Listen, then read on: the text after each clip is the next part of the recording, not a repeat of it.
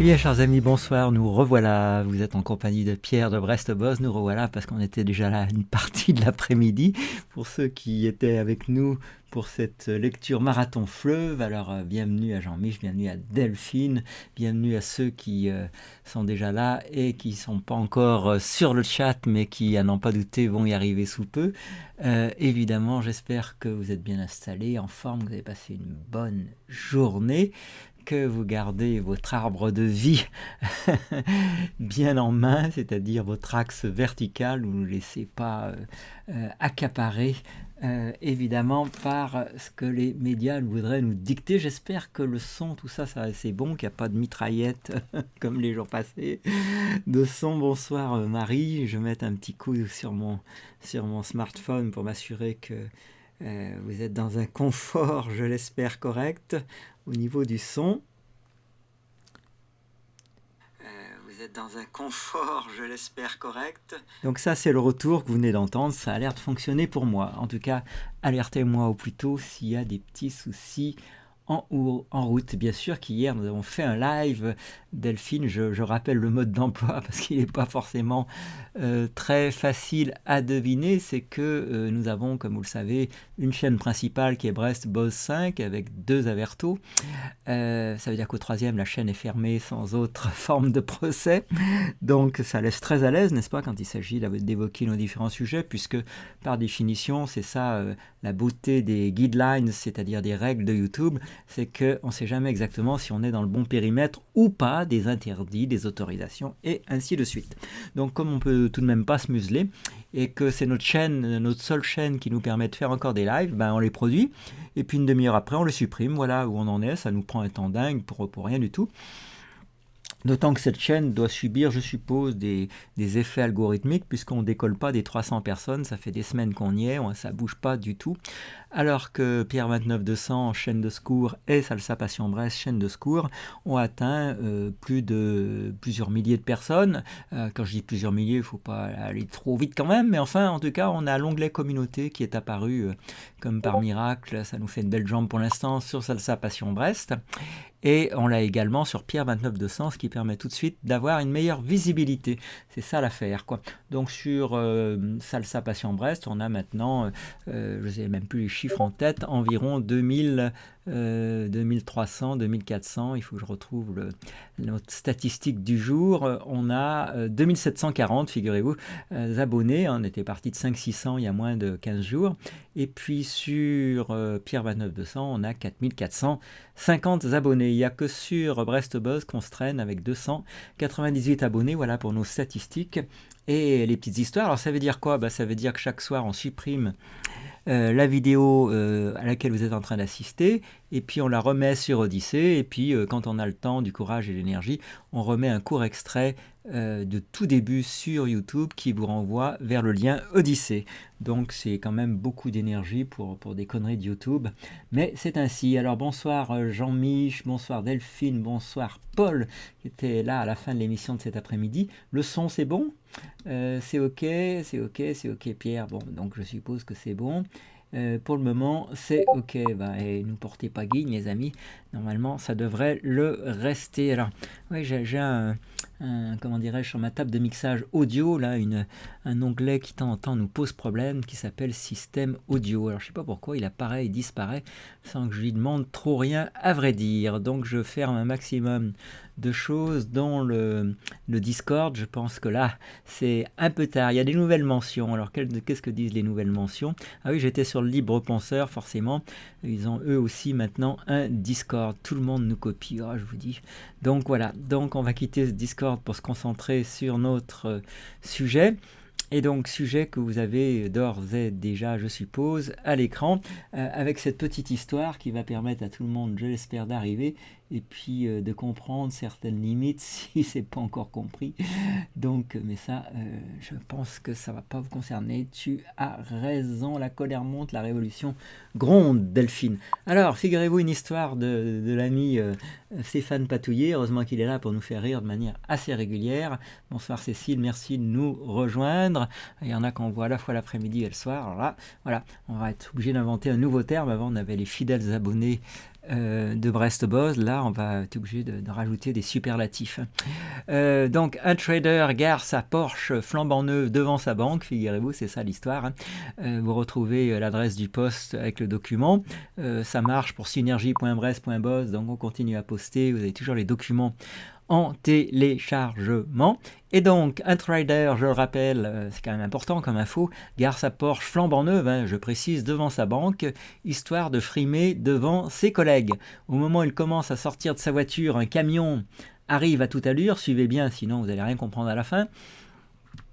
Donc au moment où il commence à sortir de sa voiture, un camion arrive à toute allure et passe si près qu'il arrache la portière de la Porsche puis disparaît aussi vite. Vous imaginez un peu la scène, quoi.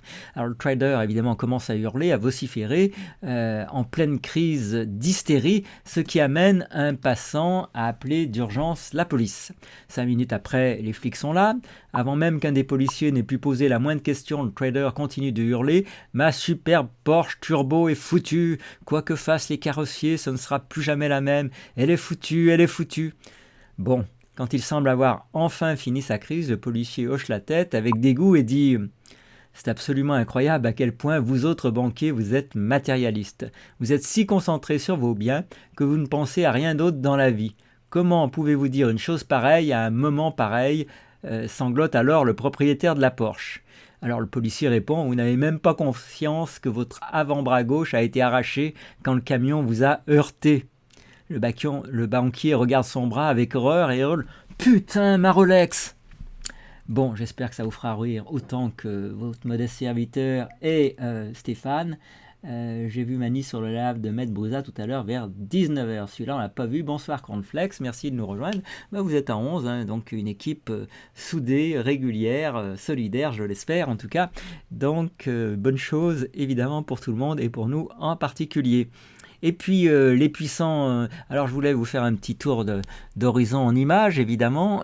Donc on avait la maladie du boulanger, bon ça fait rire ou pas rire, ça dépend des sensibilités. Suite à une épidémie qui sévit depuis de longues années sur notre beau territoire français, la maladie du boulanger va certainement être reconnue maladie professionnelle. Elle n'atteint que des individus de sexe masculin, je le précise, âgés de plus de 45 ans. Elle se manifeste ainsi, la brioche augmente et la baguette diminue. Voilà, j'espère que vous allez avoir le sourire avec ou sans moi.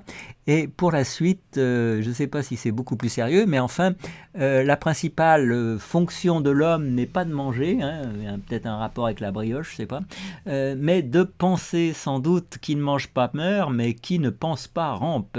Et c'est pire, évidemment, c'est de Victor Hugo, cette citation. Ça fait bon de se le rappeler, il me semble.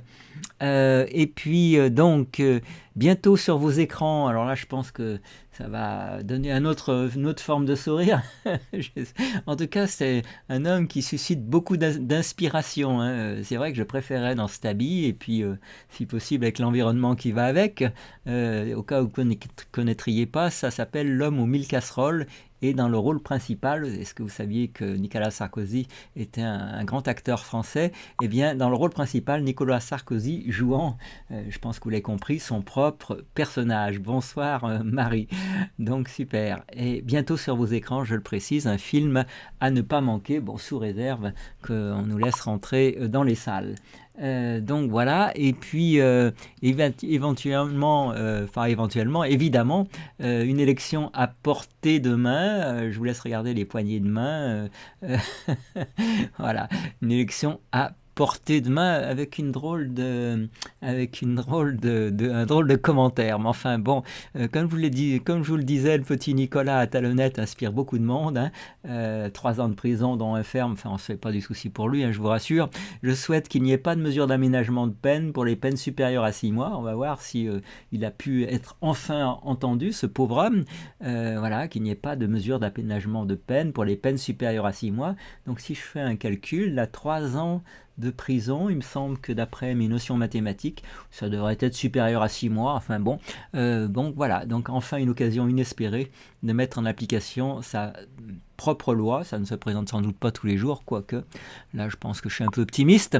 Donc voilà, et puis pas de mesure, hein, il faut quand même le rappeler parce que les occasions sont si rares. Je souhaite qu'il n'y ait pas de mesure d'aménagement de peine, c'est la même chose, hein.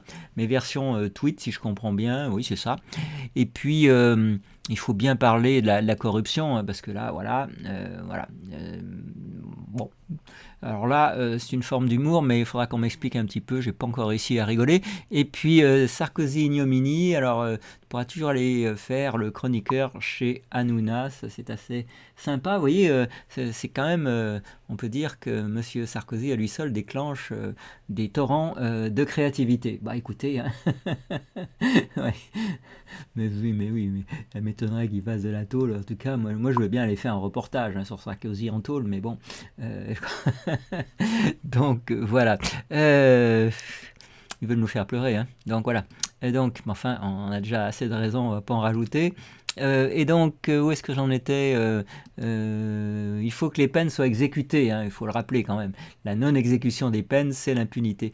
Quand vous pensez, ça fait combien de temps que ce mec était président de la République? Vous voyez, on a même du mal à imaginer, quoi. Ça fait combien de temps pour qu'il soit jugé? Enfin, en attendant, les dégâts sont faits, et puis évidemment, il n'y a jamais de retour en arrière. On comprend bien l'absolu bordel du système politique français. Enfin, voilà, une sale pièce de théâtre, mais bon, combien de temps, combien d'élections il faut pour s'en apercevoir? C'est ça le malheur, hein, avant qu'on comprenne que quoi qu'on fasse, de toute façon, ça va se terminer pareil. Évidemment, ça prend du temps pour certains. Et puis, regardez les deux branquignoles, là, 65 ans, si t'as pas ton bracelet électronique, là, c'est plus une histoire de Rolex, mais bon, c'est que t'as raté ta vie. Tu m'étonnes. Voilà, deux des brigands, hein, des politiques français. Et puis les puissants donateurs, évidemment, hein, vous imaginez bien qu'on ne réussit pas une élection sans fric. Dites-moi où est la démocratie là-dedans, je la cherche, mais fait un bon moment que je cherche, je ne le trouve toujours pas. Donc vous voyez, élection égale en proportion du fric reçu et de qui vous l'avez reçu pour ce qui est des suites. Et puis alors, en beaucoup moins drôle, évidemment, le carnet de notes d'un élève, on va quand même le lire ensemble parce que là, ça passe dans le domaine d'une sacrée bande de guignols, je vous fais pas dire. Alors le carnet de notes, alors je sais pas si c'est lisible à l'écran, mais enfin, voilà, libellé. Ne respecte pas la distance entre élèves. Ouh, le mauvais élève. À l'étude. Et quand j'insiste pour qu'il change de place, il me nargue ou il nargue en répétant plusieurs fois que c'est son frère. Et à domicile, c'est tout le temps à côté de lui. Il provoque et je dois lui demander d'aller chez Madame de Villers, chef éducatrice. Et la mère de répondre, elle a bien raison, je ne signerai pas cette note. Mon fils a le droit de se mettre à côté de son frère, c'est déjà très compliqué comme ça, faut pas exagérer. Bon, voilà, au moins un parent qui a un peu le cran de mettre quelques bémols aux conneries des enseignants, là. Enfin bref, alors vignette du discours de Trump, évidemment, là c'est pas Delphine qui nous dit vous ai-je déjà manqué, c'est Trump, hein. Plus d'un mois après son départ de la Maison Blanche, Donald Trump a donné son premier discours. On pouvait pas évidemment s'empêcher d'aller en écouter quand même un peu. Ça c'est la version The American Dream, vous voyez, enfin, sauf qu'on a mis notre téléphérique en bas. Bon, normalement il y avait au départ le logo d'American Dream, mais enfin bon, voilà. Et puis vous voyez, on a fait une vidéo espérant tirer du bas vers le haut notre petit nombre d'abonnés Brest Boss, bah ça n'a pas marché, hein. Pourtant on l'a dit, hein, je veux remercier le monde entier et à la fin nous gagnerons. Toujours voilà, les différentes essais de vignettes, hein, qu'on a essayé de faire pour secouer un peu le cocotier des abonnés YouTube, mais bon, sans grand succès, il faut l'avouer. Alors ceci étant, Laurence, bonsoir tout le monde, coucou Jean-Mich. Bon, mais il se connaît, ah oui, c'est Laurence, surnommée Lolo, ou c'est une autre? On s'y perd avec Jean-Mich, il y a tellement de fréquentation. Donc voilà, alors les puissants donateurs qui ont propulsé Macron, c'est vraiment pitoyable qu'il y ait autant de monde à le savoir et aussi peu de résultats. C'est-à-dire que vous voyez, que ça se sache ou que ça se sache pas, ils en ont rien à foutre, les amis. C'est vous dire la belle démocratie dans laquelle on est, c'est-à-dire ils s'en foutent complètement ça, vraiment. Alors bon, il y a quand même, il faut le rappeler, hein, le bouquin de Juan Branco, il y a celui de Mark Underweld, je ne sais jamais comment ça s'appelle, mais enfin, grosso modo, je crois qu'il y a un sous-titre qui s'appelle Macron, le grand imposteur. Mais non, tout ça peut être écrit noir sur blanc. Voilà, le temps passe, le mec, il fait tout son mandat sans être inquiété, il fout toute la France à feu et à sang, et puis aucun problème. Hein. Voilà, et ça s'appelle démocratie, il faut quand même pas manquer de culot. Voilà, mais il y en a encore, voilà, plus c'est gros, plus ça passe, comme disait notre regretté Coluche. Donc voilà où on en est. Alors, Frustration Magazine, je connaissais pas avant ce magazine, mais on en découvre tous les jours, du 3 mai 2018, hein, vous voyez, ça date quand même pas d'hier. Hein. Donc on aurait eu le temps normalement de lancer quelques actions en justice si on avait été dans un pays digne de ce nom en tant que démocratie. Et bien, les révélations de Mediapart sur les ristournes chiffrées, désormais à plus de 200 000 euros, dont a bénéficié le président Macron lorsqu'il était candidat, remettent en lumière le puissant soutien qu'il a eu de la part des milieux d'affaires, un soutien moral, médiatique, mais aussi financier, enquête. Alors ça se présente comme ça, ce magazine Frustration, n'est-ce pas? S'il a voulu se charger. Voilà, magazine indépendant. Bah moi, si vous ne le connaissez pas, on va le découvrir ensemble. Non, je suis Lolo, l'ami de Jean-Mich. Oui, bah, c'est ce que je disais, il me semble. C'est ma Lolo, chut. L'ami, quel ami? Oh là là. Bon, ça va foutre le bordel. Alors, magazine indépendant, critique sociale pour le grand public. Vous voyez, les puissants donateurs qui ont propulsé Macron et leur récompense. Donc voilà, les révélations de Mediapart sur les ristournes chiffrées, je vous l'ai dit, hein, désormais à plus de 200 000 euros, ça fait quand même une coquette somme, dont a bénéficié le président Macron lorsqu'il était candidat, remettent en lumière donc le puissant soutien qu'il a eu de la part des milieux d'affaires.